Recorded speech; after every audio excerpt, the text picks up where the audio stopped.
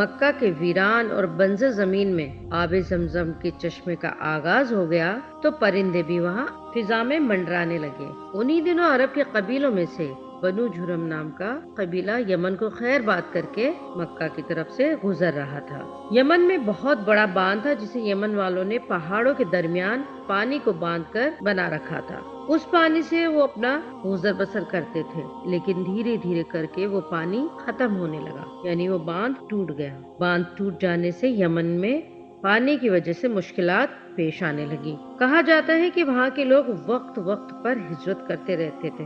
جب یمن میں پانی کی کمی ہوئی تو وہیں سے بنو جرم نام کا قبیلہ مکہ کی طرف چلا گیا۔ یہ قبیلے وہاں کی سبھی جگہوں سے خوب واقف تھے۔ انہیں کہاں اور کس جگہ کیا ہے یہ سب پتا ہوتا تھا۔